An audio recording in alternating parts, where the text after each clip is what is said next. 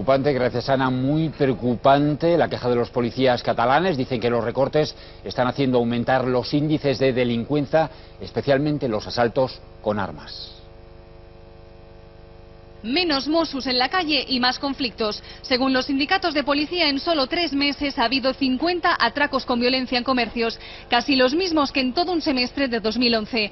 Aquí este hombre con casco entra y armado con una navaja obliga a que le abran la caja de esta farmacia para llevarse la recaudación del día. Entran, intimidan y les roban, o incluso se permiten el lujo, por decirlo de alguna manera, de que les intimidan, los atan a las personas responsables del local. La siniestralidad ha aumentado un 30% en Cataluña. Comentan que hay menos controles porque son un 25% menos de agentes en carretera. En una carrera ciclista en Vilafant, una mujer murió atropellada. Había solo 4 agentes controlando el pelotón en lugar del dispositivo habitual, 12. Solo las patrullas que ves es cuando hay un accidente.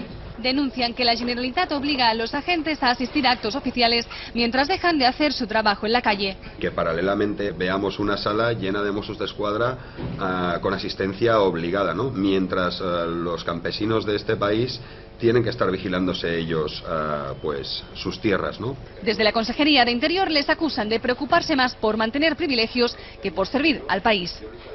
Enésima operación.